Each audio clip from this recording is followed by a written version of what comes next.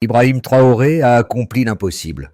En seulement 3 mois, il a mis en place un pont surprenant, construit entièrement à partir de pneus usagés. Dans un pays aussi pauvre que le Burkina Faso, c'est un exploit impressionnant. Mais un simple pont peut-il réellement changer la vie de millions de personnes? Cette question dépasse le cadre technique pour aborder la question de la souveraineté et de la créativité nationale. Que pourrait produire une telle vision à plus grande échelle? L'histoire de ce pont pourrait bien être la clé. Lorsque Ibrahim Traoré a décidé de construire ce pont à partir de pneus recyclés, il a ouvert une porte d'espoir pour un pays en difficulté. Ce pont ne représente pas seulement une infrastructure de plus, mais un symbole de l'autonomie et de la capacité à transformer les défis en opportunités. Face à des ressources limitées, Traoré a prouvé qu'avec de la créativité, même les situations les plus complexes peuvent être résolues. Mais ce projet ne pourrait-il pas aussi marquer le début d'un modèle de développement durable, qui repose sur des solutions locales et non sur des aides externes? Ce pont est une promesse de changement, un modèle que d'autres pays pourraient bien suivre. En 3 mois, un pont et des millions d'espoirs. Lorsque Ibrahim Traoré a proposé de construire un pont en pneus usagés, beaucoup doutaient de la faisabilité du projet. Pourtant, les résultats ont été stupéfiants. Ce pont n'a pas seulement résisté à l'épreuve du temps, mais il est devenu un symbole d'innovation et de résilience. Au cœur du Sahel, où les ressources sont rares et les infrastructures en manquent, ce projet a prouvé que même dans les conditions les plus difficiles, on peut créer des solutions durables. Ce succès a non seulement transformé la mobilité dans la région, mais a également mis en lumière l'importance de la créativité dans un contexte de pénurie. Toutefois, cette réussite soulève une question importante. Ce projet local est-il une simple exception ou le début d'un changement radical dans la façon dont les pays africains abordent leur développement? Ce pont incarne l'espoir que les solutions aux défis de l'Afrique se trouvent peut-être dans les ressources locales et non dans les technologies importées. L'histoire de ce pont ne serait pas complète sans évoquer les personnes qui ont été les premières à en bénéficier. Parmi elles, un agriculteur vivant dans une zone rurale isolée. Avant l'achèvement du pont, il dépendait des conditions climatiques pour transporter ses récoltes, risquant de perdre une partie de ses produits chaque saison des pluies. Une fois le pont terminé, tout a changé. Il a désormais accès à un marché toute l'année, réduisant les pertes et stabilisant ses revenus. Ce changement n'a pas seulement affecté sa vie, il a touché l'ensemble de la communauté. Le pont a permis à d'autres agriculteurs de transporter leurs produits plus efficacement, créant ainsi un cercle vertueux. Ce n'est pas seulement une amélioration technique, c'est une véritable transformation sociale qui a permis à cette communauté de sortir d'une certaine forme d'isolement. Ce phénomène montre que des solutions simples et locales peuvent avoir un impact considérable sur le quotidien de milliers de personnes. Ce pont n'est pas simplement une prouesse technique, mais un symbole de ce que les ressources locales peuvent accomplir. Construire un pont avec des pneus usagés dans un pays comme le Burkina Faso, où les ressources sont limitées, semble impensable à première vue. Pourtant, ce projet a changé la donne. Il a non seulement facilité la circulation dans une zone reculée, mais il a aussi fait évoluer la perception de ce que signifie infrastructure dans un pays en développement. Ce projet a permis aux habitants d'avoir accès plus facilement à des marchés et à des services essentiels, tout en réduisant les coûts de transport et en augmentant la sécurité. Mais ce qui est peut-être encore plus impressionnant, c'est la rapidité avec laquelle ce projet a été mis en œuvre. En seulement 3 mois, le pont a été achevé, changeant ainsi la vie de milliers de personnes en un temps record. Cela montre qu'avec une bonne gestion des ressources locales et un engagement politique fort, des solutions durables peuvent être mises en place rapidement, même dans un contexte de pénurie. Ce projet a également attiré l'attention d'observateurs internationaux, qui ont vu en lui un modèle potentiel pour d'autres régions du continent africain. Toutefois, cette réussite a aussi mis en lumière la nécessité de poursuivre ce type d'initiative à plus grande échelle pour qu'elle ait un véritable impact sur le long terme. Les résultats mesurables du projet sont frappants et ont montré un impact immédiat sur la région. Selon les données collectées, la circulation autour du pont a augmenté de 20% dans les mois suivant son ouverture, avec plus de 200 000 habitants bénéficiant d'un accès plus rapide aux marchés et aux services essentiels. Cette augmentation du trafic témoigne de la pertinence de la solution mise en place, qui a réduit considérablement les temps de trajet et facilité les échanges commerciaux. L'impact économique est aussi évident. Les commerçants locaux ont noté une hausse de 30% des ventes, grâce à une circulation plus fluide et régulière, ainsi qu'à la diminution des coûts de transport. Avant la construction du pont, les commerçants étaient souvent contraints de reculer leur livraison en raison des inondations ou des conditions climatiques. Une autre donnée clé a été la diminution des accidents de transport. Avant l'ouverture du pont, les statistiques locales indiquaient que les routes saisonnières étaient responsables de nombreux accidents, notamment pendant la saison des pluies. Depuis la construction du pont, ces incidents ont baissé de 20%, un chiffre révélateur de l'amélioration de la sécurité routière. Les habitants n'ont plus à prendre des détours dangereux pour se déplacer, ce qui contribue à une mobilité plus sûre et plus stable. Les statistiques provenant des centres de santé locaux montrent également une réduction de 15% des blessures liées aux accidents de transport, ce qui est un indicateur supplémentaire de l'efficacité de l'infrastructure. Ces données soulignent que le projet a non seulement des avantages économiques, mais qu'il a également un impact direct sur la vie quotidienne des habitants, en améliorant la sécurité et la qualité de vie. L'impact ne se limite pas à l'augmentation des flux commerciaux ou à la réduction des accidents. Le pont a aussi eu un effet positif sur la cohésion sociale. Les habitants, qui auparavant étaient séparés par des rivières difficiles à franchir pendant la saison des pluies, ont désormais un accès constant aux autres villages. Cela a renforcé le lien social entre les communautés, facilité les échanges culturels et créé une nouvelle dynamique locale. En analysant ces chiffres, il devient évident que le pont a joué un rôle déterminant dans la stabilisation économique des zones rurales environnantes. L'intégration de ces villages dans le réseau de transport national a permis d'améliorer les conditions de vie des familles et des commerçants.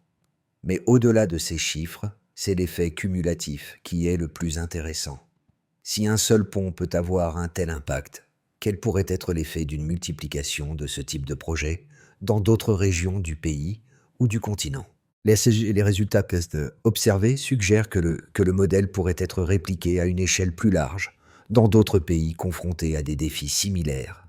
Il est également important de noter que ce modèle de développement, qui repose sur l'utilisation de matériaux recyclés et de solutions locales, est bien plus que simplement une innovation technique. Il s'agit d'une nouvelle façon d'aborder le développement, en tirant parti des ressources disponibles et en impliquant les communautés locales dans la création de solutions durables.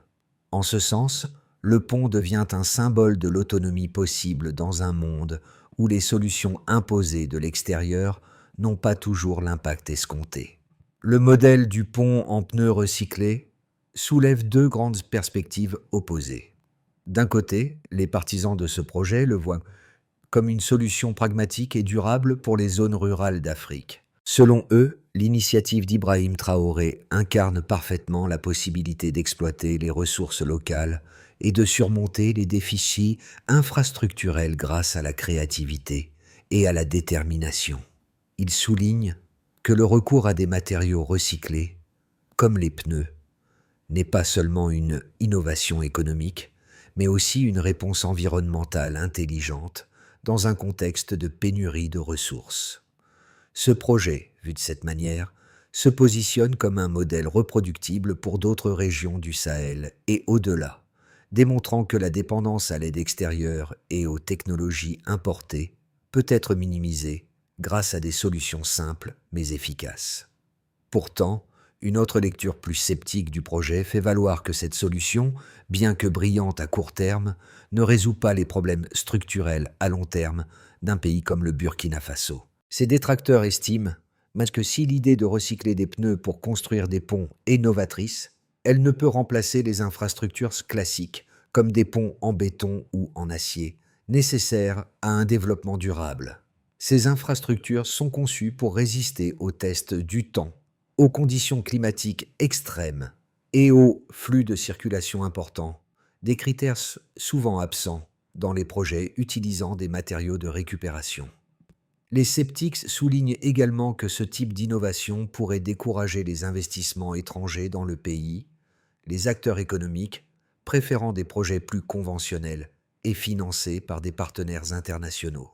Pour eux, la solution de Traoré, bien qu'intéressante, pourrait n'être qu'une réponse temporaire et ne pas soutenir une croissance économique à long terme. Ils soutiennent qu'une économie stable et résiliente nécessite des infrastructures de qualité supérieure, soutenues par des investissements durables et à long terme. Cependant, l'expérience montre que les deux points de vue ne sont pas nécessairement opposés. Le pont en pneus usagés, bien qu'il ne remplace pas les infrastructures de grande envergure, peut constituer une étape intermédiaire, un catalyseur pour des améliorations progressives, et pourrait être intégré dans un réseau plus vaste d'infrastructures traditionnelles, ouvrant ainsi la voie. Développement équilibré. Le véritable tournant du projet n'est pas seulement dans l'infrastructure elle-même, mais dans ce qu'elle représente pour l'avenir du Burkina Faso et au-delà. Ce pont, construit à partir de pneus recyclés, n'est pas simplement un outil de transport, mais un symbole de l'ingéniosité et de la résilience locale. Plus qu'une simple prouesse technique, il illustre la capacité d'un pays à réinventer ses propres solutions en fonction de ses besoins et de ses ressources disponibles. Ce n'est pas un modèle à reproduire tel quel partout, mais un exemple puissant de ce que l'on peut accomplir lorsque l'on exploite les ressources locales, tant humaines que matérielles. Le projet montre qu'il est possible de remettre en question les paradigmes traditionnels du développement en Afrique, et ce, sans attendre l'intervention de puissances étrangères. Mais cette révélation n'est qu'une étape dans un processus plus vaste. L'impact véritable du projet se mesure sur le long terme, à travers l'intégration de ce modèle dans un cadre de développement plus global. Ce pont, qui a changé la vie des villages qu'il relie, est peut-être la première étape d'un mouvement plus large qui pourrait transformer toute la région du Sahel. L'impact de ce pont en pneus recyclés dépasse largement la simple amélioration des infrastructures locales. Il touche plusieurs domaines essentiels de la vie quotidienne des habitants des villages concernés. Premièrement, l'accès aux services de base, tels que les hôpitaux, les écoles et les marchés, s'est considérablement amélioré. Environ 200 000 habitants bénéficient désormais d'une mobilité accrue, ce qui a directement influencé la qualité de vie dans ces zones reculées. Les trajets qui prenaient autrefois des heures, ou même des jours pendant la saison des pluies, sont désormais réduits à une fraction de ce temps grâce à cette structure simple mais efficace. Cette amélioration immédiate de l'accès avait permis aux familles de mieux se préparer aux saisons des récoltes et de gérer leurs ressources de manière plus stable. D'autre part, les économies locales ont vu un essor notable. Les commerçants, auparavant limités dans leurs déplacements en raison des mauvaises conditions de transport, ont vu leurs opportunités commerciales s'élargir. Selon des études locales, les échanges commerciaux ont augmenté de 30%, grâce à une mobilité améliorée et à la réduction des délais de livraison. Les produits agricoles et les biens de consommation parviennent désormais plus rapidement sur les marchés urbains, réduisant ainsi les risques de gaspillage et de perte. Ce gain en fluidité du commerce contribue à la stabilité économique des régions concernées. Le secteur de l'éducation a également profité de cette transformation. Avant la construction du pont, de nombreux élèves dans les zones rurales étaient incapables de se rendre à l'école pendant la saison des pluies. Non seulement à cause des dangers liés aux traversées de rivières, mais aussi à cause de la durée des trajets. Aujourd'hui, avec un accès sécurisé, la fréquentation scolaire a augmenté de manière significative. Les enfants peuvent arriver plus tôt à l'école et y assister plus régulièrement, ce qui a un impact direct sur leurs performances académiques et leurs opportunités futures. En ce qui concerne la sécurité, le pont a permis de réduire de manière tangible le nombre d'accidents de transport. Avant sa construction, les habitants traversaient des zones inondables avec des véhicules non adaptés ou à pied, ce qui augmentait les risques de noyade ou de blessures graves. Depuis la mise en service du pont, les statistiques montrent une réduction de 20% des accidents de transport, un signe clair de l'efficacité de cette infrastructure en termes de sécurité publique. Enfin, l'impact sur la vie sociale et communautaire est indéniable. Les villages, autrefois séparés par des rivières difficiles à franchir, ont vu leur connexion se renforcer. La circulation accrue a permis de tisser des liens plus étroits entre les communautés et a facilité la coopération entre elles. Ce renforcement de la cohésion sociale se reflète dans une plus grande solidarité entre les habitants, qui peuvent désormais partager des ressources et des informations plus facilement. Le projet du pont en pneus recyclés démontre que, même dans un contexte de ressources limitées, des solutions simples mais efficaces peuvent avoir des répercussions profondes et durables. Ce modèle, qui semble modeste au départ, pourrait bien s'avérer être un catalyseur pour des changements à plus grande échelle, à la fois sur le plan local et régional. L'avenir du projet de pont en pneus recyclés peut être envisagé sous 3 scénarios différents, chacun reposant sur des dynamiques économiques et sociales spécifiques. Le premier scénario, celui de la poursuite stable, implique une continuation du projet à un rythme modéré. Dans ce cadre, la construction de nouveaux ponts se fait progressivement, avec une adoption locale croissante. Les communautés se forment aux techniques de construction et les matériaux recyclés sont collectés et réutilisés dans d'autres régions. Le commerce local continue de croître lentement, avec une augmentation soutenue des échanges grâce à l'amélioration de la circulation. Toutefois, l'absence d'un soutien externe plus important pourrait limiter l'expansion du modèle, bien qu'il permette de renforcer les bases de l'autosuffisance locale. L'impact de ce scénario serait positif, mais relativement limité à l'échelle régionale.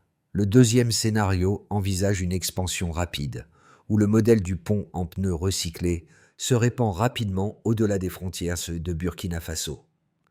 Si le projet attire l'attention d'autres pays du Sahel, une vague de projets similaires pourrait émerger, soutenue par des initiatives locales et internationales. Le rôle d'Ibrahim Traoré en tant que leader et visionnaire devient central, car son modèle pourrait être adopté dans des pays comme le Mali, le Niger ou le Tchad. Les bénéfices économiques se multiplieraient avec une amélioration significative du commerce régional. Le projet pourrait alors devenir un catalyseur pour une révision des infrastructures traditionnelles, encourageant les gouvernements à investir dans des solutions locales à faible coût et facilement reproductibles. Cependant, cette expansion rapide nécessiterait un cadre de gestion plus rigide et un soutien accru de la part des autorités locales et internationales pour en garantir la durabilité. Enfin, un troisième scénario envisage un blocage structurel. Ce scénario pourrait se produire si des obstacles internes ou externes freinent l'essor du modèle. Les résistances politiques, les priorités conflictuelles des autorités locales ou la pression des entreprises multinationales pour des infrastructures classiques plus coûteuses pourraient entraver l'expansion. Dans ce cas, les ponts en pneus recyclés resteraient une solution isolée, limitée à quelques régions, sans réussir à provoquer une révolution plus large. Le potentiel du modèle serait alors sous-exploité et les bénéfices économiques et sociaux seraient concentrés dans des zones restreintes. Ce scénario illustre les défis potentiels d'un projet innovant face aux structures de pouvoir établies et aux résistances au changement. Ces 3 scénarios montrent que la diversité des trajectoires possibles pour l'avenir du projet.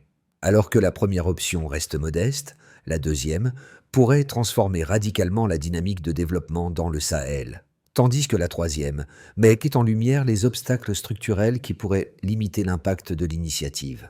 L'impact de ce projet ne se limite pas seulement aux zones rurales du Burkina Faso, il a des répercussions sur les communautés locales, les commerçants, les agriculteurs et même les jeunes générations.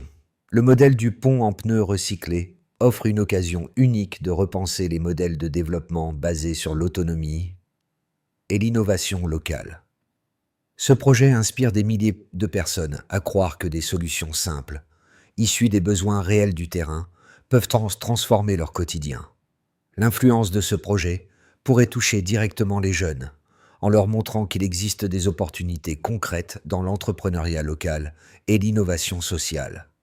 Pour eux, c'est un appel à l'action, prendre des initiatives et ne pas attendre des solutions venues de l'extérieur. Les commerçants, en particulier, voient dans cette initiative une occasion de renforcer leurs activités. Grâce à une meilleure accessibilité, ils bénéficient désormais d'une logistique plus stable, ce qui leur permet de diversifier leurs produits, augmenter la fréquence des ventes et réduire les pertes dues aux ruptures d'approvisionnement. Cette fiabilité accrue leur permet de mieux planifier leurs affaires et de se projeter dans l'avenir avec plus de sécurité. Les marchés deviennent plus fluides et les échanges commerciaux se développent à un rythme plus soutenu. Pour les agriculteurs, c'est une autre histoire.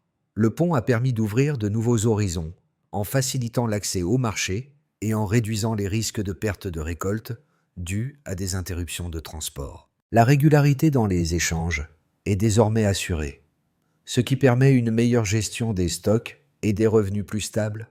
Ce projet est une invitation à la réflexion et à l'action pour une Afrique plus autonome, capable de se réinventer avec ses propres ressources. Pour que le modèle du pont en pneus recyclés se déploie à une échelle plus large et devienne un levier de développement durable, plusieurs étapes doivent être suivies. Premièrement, la consolidation des compétences locales est essentielle. Les équipes locales formées à la construction de ces ponts devront continuer à affiner leur savoir-faire. Des programmes de formation continue seront nécessaires pour garantir la pérennité des projets, tout en s'assurant que les techniques de construction et d'entretien sont bien maîtrisées. Chaque village, chaque commune doit devenir un centre d'excellence pour la reproduction de ce modèle. Ensuite, il est crucial de sécuriser l'approvisionnement en pneus usagés, qui reste la ressource principale pour ces projets. La mise en place de réseaux de collecte et de gestion des déchets de pneus à l'échelle nationale ou régionale permettra d'assurer un approvisionnement constant et de qualité. La collaboration avec des entreprises locales de recyclage ou des autorités publiques sera essentielle pour garantir la durabilité du modèle. Une gestion efficace des stocks et des circuits de distribution de pneus sera clé pour maintenir un flux régulier de matériaux. Enfin, l'évaluation des projets sur le terrain doit être systématique. Chaque nouveau pont construit doit faire l'objet d'un suivi rigoureux pour évaluer son impact sur la mobilité, l'économie locale, la sécurité et l'environnement. Ces évaluations permettront de repérer rapidement les éventuelles améliorations à apporter et de renforcer les points forts du modèle. De plus, des indicateurs clairs doivent être mis en place pour mesurer le succès de chaque projet en termes de trafic, de baisse des accidents, d'impact économique et de réduction de l'isolement social. Cet itinéraire constitue les fondations nécessaires à un modèle qui pourrait transformer durablement les communautés rurales et urbaines du Burkina Faso et pourquoi pas du Sahel tout entier. Ce projet, né d'une simple idée mais porté par une vision audacieuse, a transformé des vies. Ce pont en pneus recyclés n'est plus seulement une infrastructure, mais un symbole de ce que peuvent accomplir les communautés lorsqu'elles sont autonomes et qu'elles exploitent leurs propres ressources. Pour les habitants des villages qui l'ont traversé, ce pont représente bien plus qu'un moyen de transport. C'est un espoir, une rupture avec les anciennes contraintes et une ouverture vers l'avenir. Chaque traversée devient un rappel silencieux de la force collective et de l'ingéniosité humaine. Ibrahim Traoré, par son engagement, a insufflé à ce projet un esprit de résilience et d'innovation.